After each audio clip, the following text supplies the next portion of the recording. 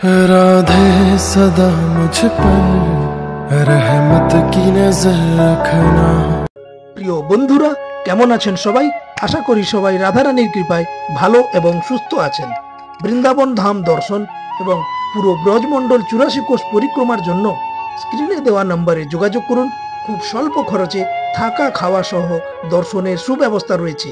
চ্যানেলটি সাবস্ক্রাইব করে পাশে থাকুন। নমস্কার বন্ধুরা, রাধে রাধে সবাইকে। কেমন আছেন সবাই? আশা করি সবাই রাধারানীর কৃপায় ভালো এবং সুস্থ আছেন। বন্ধুরা, এই মুহূর্তে আমরা দাঁড়িয়ে রয়েছি যমুনা মহারানীর পাড়ে। সন্ধ্যেবেলা আপনারা দেখতে পাচ্ছেন কি অপরূপ সৌন্দর্য যমুনা মহারানীর পাড়ে। আসলে যমুনা মহারানী পাড়ে এলে আমি প্রথমেই বলেছি, আজকে আবারও বলছি যে একটা আলাদা শান্তি আমি অনুভব করি, যেন আমার মনে হয় যে মায়ের আদর পেয়ে গেলাম। আর বন্ধুরা, যমুনা মহারানীর মধ্যে সে ক্ষমতা রয়েছে যে বিশুদ্ধ কৃষ্ণ ভক্তি প্রদান করতে পারেন যমুনা মহারানী। তাই যারা বৃন্দাবনে আসেন তারা অতি অবশ্যই একবার যমুনা মহারানীর কাছে আসেন। আর আমরা প্রতিদিন থাকি ওপাশে কেসিঘাটের পাশে, ওপাশটা কেসিঘাট আপনারা দেখতে পাচ্ছেন। কিন্তু এখন আমরা রয়েছি কেসিঘাটটার এপাশে রয়েছি আমরা, কারণ এই পাশটা এখন অনেকটা নির্জন, অনেকটা শান্তিপূর্ণ রয়েছে। তাই আমরা এখন এ পাশটায় চলে এসেছি, এ পাশটায় আছি এখন। ওপাশটা এখন একটু ভিড় হয়, তাই আমরা আজকে এ পাশে চলে এসেছি। বন্ধুরা, আমরা আজকে আপনাদের গিরিরাজজি মহারাজের দর্শন করাবো এবং গিরিরাজ মহারাজজির পরিক্রমা কিভাবে আপনারা এলে করবেন এবং কি নিয়ম রয়েছে, আপনারা ওখানে এলে কোথায় থাকবেন এবং আপনারা কোথায় ওখানে প্রসাদ পাবেন, এবং সম্পূর্ণ তথ্য দিয়ে আজকে ভিডিওটা বানানো। তাই ভিডিওটা শেষ অবধি দেখতে থাকুন, একদম স্কিপ করবেন না। আর যদি কোনো বন্ধু চ্যানেলে নতুন হয়ে থাকেন, চ্যানেলটি সাবস্ক্রাইব করে ভালোবাসা দেবেন। বন্ধুরা, আজকে আমরা জানবো যে ভগবান শ্রীকৃষ্ণ কেন গোবর্ধনজিকে তার কনিষ্ঠ অঙ্গুলিতে ধারণ করেছিলেন। বন্ধুরা, তখন ব্রজধামে ঈশ্বরের নামে পাখণ্ডতা এবং মানবতার শোষণ চলত। তৎকালীন ব্রজবাসীরা কৃষির সমৃদ্ধির জন্য জলের প্রয়োজনে ইন্দ্রদেবের পুজো করতেন এবং ইন্দ্রদেবের খুব অহংকার হয়ে গিয়েছিল। ভগবান শ্রীকৃষ্ণ ব্রজবাসীদের বললেন যে তোমরা গ্রাম, বনে, জঙ্গলে, এই পাহাড়ে তোমরা বিচরণ করো, এখানে বসবাস করো। তাই তোমাদের এই প্রকৃতির, এই পর্যাবরণের পুজো করা উচিত। তাই ব্রজবাসীরা এই যে প্রকৃতির দেবতা মনে করে শ্রী গোবর্ধন মহারাজজিকে সম্মানের জন্য পুজো আরম্ভ করলেন। বন্ধুরা, এই গোবর্ধন পুজোর পিছনে ভগবান শ্রীকৃষ্ণের কিন্তু দুটো উদ্দেশ্য ছিল। প্রথমত, এই যে ঈশ্বরের নামে পাখণ্ডতা চলতো সেটা বন্ধ করা, এবং দ্বিতীয়ত আধ্যাত্মিক জগতে ভক্তের প্রতিষ্ঠা সর্বোপরি, এটা দেখানোর জন্য। তাই দীপাবলির দ্বিতীয় দিনে ব্রজবাসীরা ইন্দ্রের স্থানে গোবর্ধনজির অর্থাৎ ভক্ত শিরোমণি গোবর্ধনজির বিধিবৎ পূজা অর্চনা শুরু করলেন। বন্ধুরা, শাস্ত্রে এটাও মান্যতা আছে যে যখন গোবর্ধনের পুজো হচ্ছিল তখন কিন্তু গোবর্ধনজির প্রত্যেকটা শিলায় ব্রজবাসীরা ভগবান শ্রীকৃষ্ণের মুখারবিন্দের দর্শন করেছিলেন। তো বন্ধুরা, গোবর্ধন পুজোর ফলে ইন্দ্রদেব খুবই ক্রোধিত হয়ে যান এবং সম্পূর্ণ ব্রজধামে প্রচুর বৃষ্টি শুরু করে দেন, এবং এতটাই বৃষ্টি শুরু করেন যে চারিদিকে ত্রাহিমাম শুরু হতে থাকে। তাই সমস্ত ব্রজবাসীদের এই বৃষ্টি থেকে বা ইন্দ্রের প্রকোপ থেকে রক্ষা করার জন্য ভগবান শ্রীকৃষ্ণ তার কনিষ্ঠ অঙ্গুলিতে গিরিরাজ মহারাজজিকে ধারণ করেছিলেন। বন্ধুরা, আমি সংক্ষেপে বলছি, না হলে ভিডিওটা দীর্ঘায়িত হয়ে যাবে। বন্ধুরা, এর পিছনে আরো একটা কাহিনী রয়েছে, যেটা হলো ত্রেতা যুগে যখন ভগবান রামচন্দ্র লঙ্কা পার করার জন্য সেতু নির্মাণ করছিলেন, সেই সময় অনেক পাথরের প্রয়োজন হয়। হনুমানজি উত্তরের দিশায় আসেন পাথর সংগ্রহ করার জন্য, এবং সেখানে এসে তিনি গিরিরাজ মহারাজজিকে দেখতে পান এবং তিনি গিরিরাজ মহারাজজিকে রাম কাজে সাহায্য করার জন্য অনুরোধ করেন এবং গিরিরাজজিও সম্মতি জানান। বন্ধুরা, যখন হনুমানজি গিরিরাজজিকে নিয়ে সেতুর উদ্দেশ্যে রওনা দেন, কিছুটা পথ আসার পরে তিনি জানতে পারেন যে সেতু নির্মাণের কাজ শেষ হয়ে গেছে। তাই তিনি গিরিরাজজিকে সেখানেই নিচে রেখে দেন।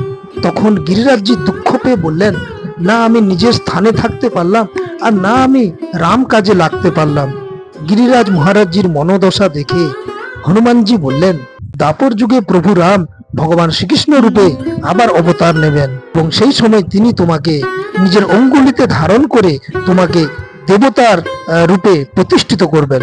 এটা ত্রেতা যুগের ঘটনা, অনেকে হয়তো জানতেন না, তাই জানিয়ে দিলাম আপনাদের। বন্ধুরা, আপনারা যে এই যে গিরিরাজজি দর্শন করছেন, এটা কিন্তু এই জগতের নয়, এই প্রাকৃতিক গিরিরাজজি নয়। বন্ধুরা, সম্পূর্ণ ব্রজ 84 যে ক্রোশ রয়েছে সেটা কিন্তু এই ভৌতিক জগতের নয়, সেটা কিন্তু গোলক থেকেই এসেছে। বন্ধুরা, যখন ভগবান শ্রীকৃষ্ণ লীলা করার জন্য এই ধরাধামে আসবেন, সেই সময় তিনি রাধারানীকে বললেন, হে প্রাণ বল্লভে, তুমি আমার বিচ্ছেদে এক মুহূর্তও তো থাকতে পারবে না, তাই তুমিও আমার সঙ্গে চলো।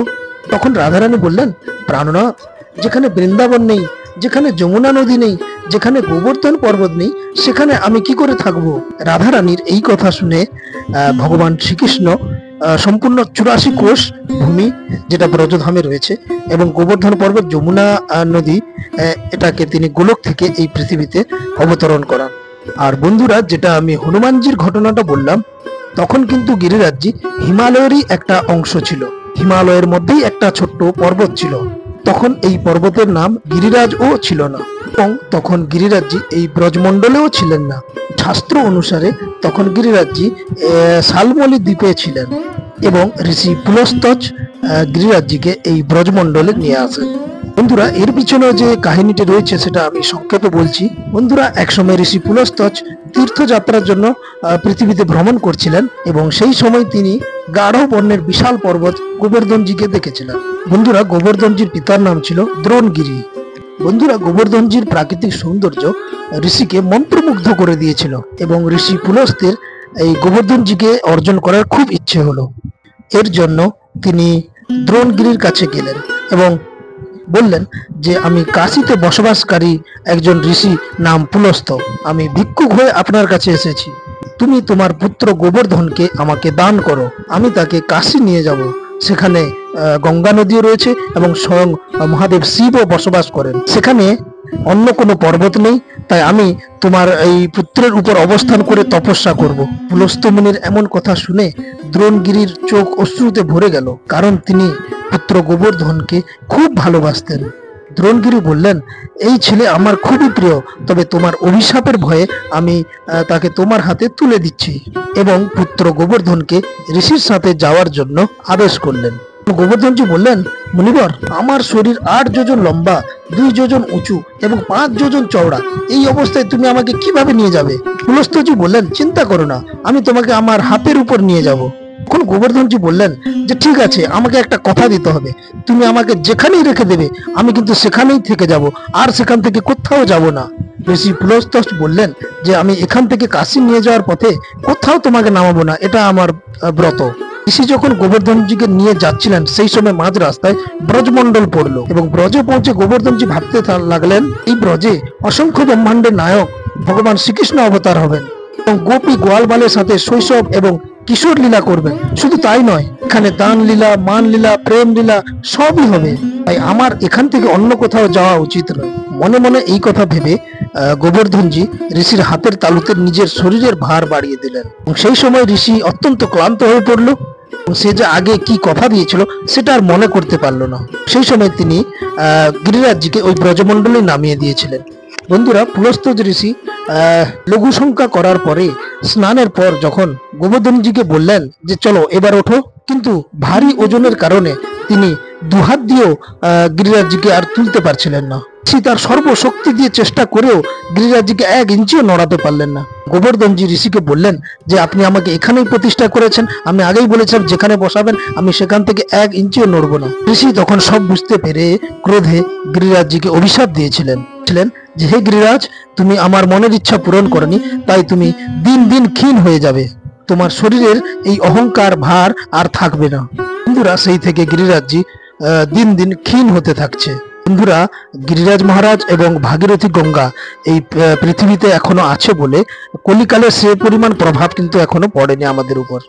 এবং বন্ধুরা, শাস্ত্রে এটাও প্রমাণ আছে যে যদি কোনো ব্যক্তি ভক্তি ভরে গিরিরাজ্যের পরিক্রমা করে, অবশ্যই খালি পায়ে করতে হবে, পাদুকা পরা চলবে না, তাহলে তার সমস্ত পাপ নষ্ট হয়ে যায়। তাই আপনারা যারা আমার এই ভিডিওটা দেখছেন, জীবনে একবার সম্ভব হলে অবশ্যই এই ব্রজমণ্ডলে এসে গিরিরাজ্যের পরিক্রমা দিয়ে যাবেন। আর বন্ধুরা, যদি গিরিরাজ্যের পরিক্রমা দিতে হয় তাহলে কিন্তু আপনাদের রাধাকুণ্ড শ্যামকুণ্ডের পাশে যদি আপনারা থাকেন, তবে আপনাদের পরিক্রমা করা সহজ হবে। এবং রাধাকুণ্ড শ্যামকুণ্ডে আমাদের থাকার এবং প্রসাদের সুব্যবস্থা রয়েছে। স্ক্রিনে দেওয়া নম্বরে আপনি কল কিংবা হোয়াটসঅ্যাপ করে যোগাযোগ করুন। দেখা হচ্ছে পরের কোনো ভিডিওতে। রাধে রাধে।